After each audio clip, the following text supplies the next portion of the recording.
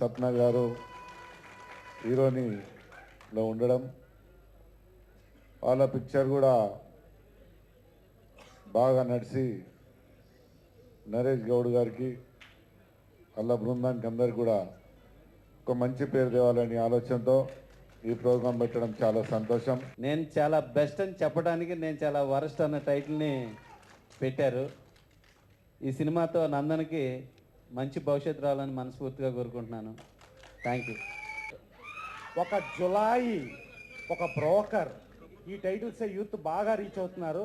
డెఫినెట్గా ఆ సినిమాలన్నిటికంటే మించి నేను చాలా వరస్ట్ అంటే ఒక కొత్త హీరో అవ్వాలంటే బయట అనుకుంటారు చాలా ఈజీ అంటే చాలా ఇదండి అని, కానీ అక్కడ మనం చూస్తున్నాం కింద నుంచి పైకి కాళ్ళు పెట్టి ఎంత కష్టపడ్డాడనేది ఆ కష్టం కనబడుతుంది అక్కడ.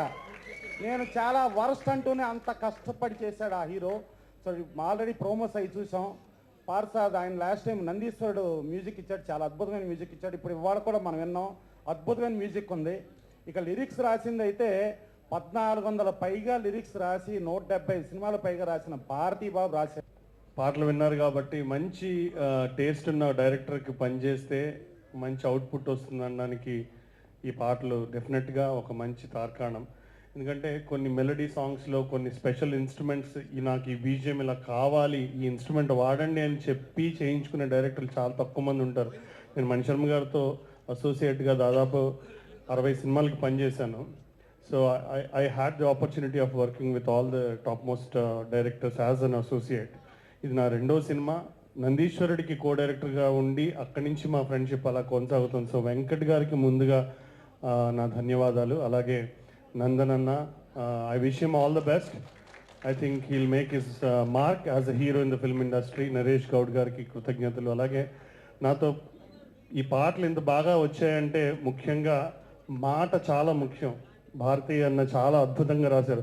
తత్తర దత్తర దత్తారి రత్తారి రిత్తారి రే రే తత్తర దత్తర దత్తారి రిత్తారి రిత్తారి రే ఇలా ట్యూన్ ఇస్తే చక్కని చిక్కని వెక్కుల్లో చిక్కుల్లో నొక్కుల్లో అంత కష్టం అండి, చాలా కష్టం.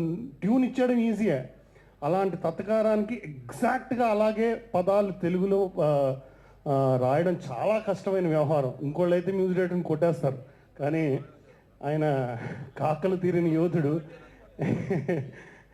So thank you sir Bharathi garu. And all my musicians, keyboard players, my brother Kalyan, my cousin my Kalyan Devi Sri Prasad గారికి వర్క్ చేస్తాడు. అలాగే నా సొంత అన్నయ్య మెల్బర్న్ నుంచి ఫస్ట్ సాంగ్ ఇందులో రిథమ్ ప్రోగ్రామింగ్ చేశాడు, రాజ్ గోపాల్.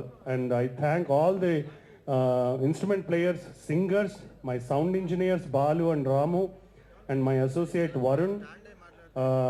ఇంకెవరినైనా మర్చిపోతే క్షమించాలి. వాళ్ళందరికీ నా కృతజ్ఞతలు. ఇక్కడ ముఖ్యంగా ఇంకో మాట ఏం చెప్పాలంటే, ఈ మ్యూజిక్ ఆదిత్య మ్యూజిక్ ద్వారా రిలీజ్ అయింది. నేను మ్యూజిక్ డైరెక్టర్గా జన్మ అంటే ఒక కెరియర్ స్టార్ట్ చేయడానికే కారణం ఒక వ్యక్తి ఇక్కడ ఉన్నారు. Please come sir. దాదాపుగా 10 ఏళ్ల క్రితము నేను సింగర్గా మణిశర్మ గారి దగ్గర పనిచేస్తుంటే ఒక ఈ ఆల్బమ్ మీరే చేయాలి అని చెప్పి నా జన్మలో నేను ఫస్ట్ టైం కంపోజింగ్ చేసింది ఈ మనిషి వల్ల. ఇది నేను ఫస్ట్ టైం స్ట్రైట్ సినిమాకి ఆల్ సాంగ్స్ రాశాను, సింగిల్ కాదు. ఇది నాకు రావడానికి కారణం ఫస్ట్ కుమార్ గారండి. కుమార్ గారు ఫోన్ చేసి ఇలా ఓ సినిమా ఉంది అర్జెంటుగా రాయాలంటే, నేను చాలా వరస్ట్ అనే ఒక ఇద్దరు, ఆయన డైరెక్టర్ గారు హీరో గారు ఇద్దరు, మా పార్సాద్ గారు అక్కడ నాచారం స్టూడియోకి తీసుకెళ్లారు. సోమవారం రికార్డింగ్ అంటే శనివారం నైట్ సాంగ్ రెడీ అయింది. 1 డేలో సాంగ్ చేసామండి. ఇప్పుడు మీరున్న ఎంఐఎం సాంగ్, దీనికి ఎంతో కష్టపడ్డారు పార్సాద్ గారు. ఈ సాంగ్స్ ఎప్పుడు 10 రోజులు 5 రోజులు రోజులే లేవు, గంటలే. ఎందుకంటే అన్నయ్య అంటే ఇద్దరు చాలా వరస్ట్, నేను చాలా వరస్టే. అందుకే పాటలు ఎంత బాగా వచ్చాయి. అన్ని నిమిషాల మీద, గంటల మీద, లోపల పార్థసారథి గారు ట్యూన్ చేయడం, బయట నేను పాట రాయడం, చాలా బాగా వచ్చింది. చాలా కష్టపడ్డాము.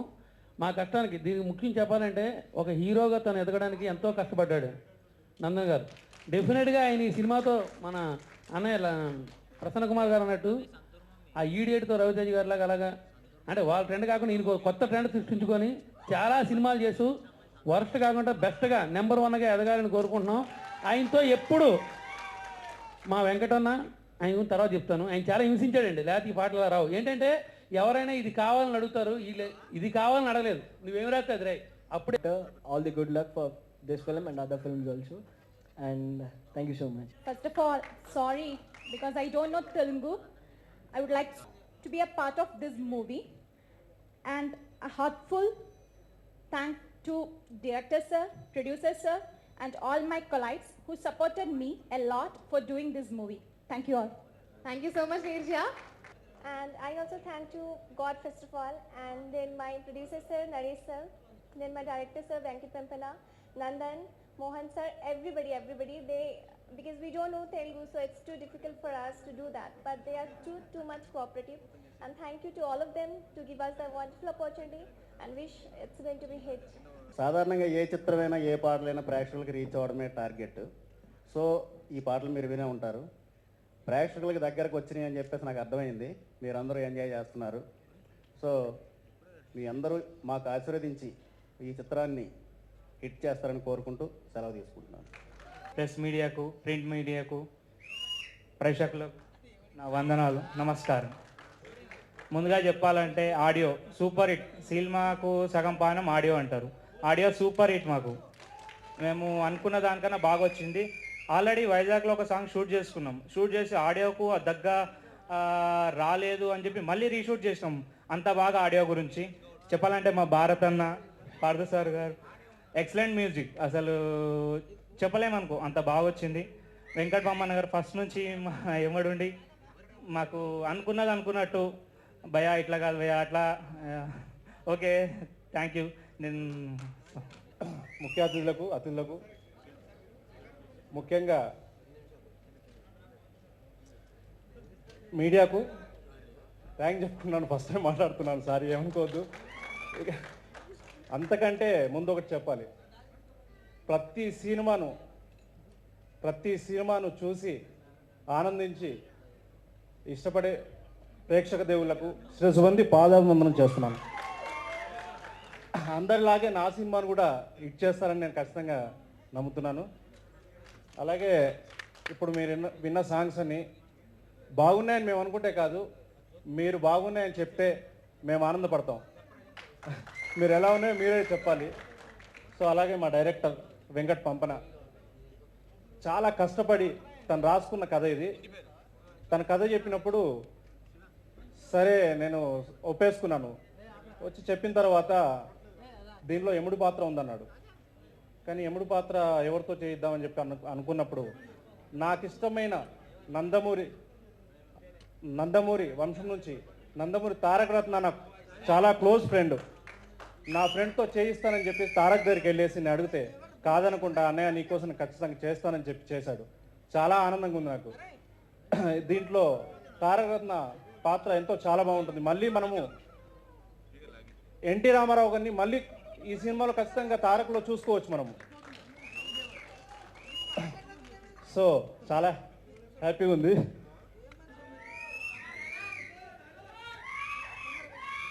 ఆకాశానికి కోపం వస్తే పిడుగులు పడతాయి, గాలికి కోపం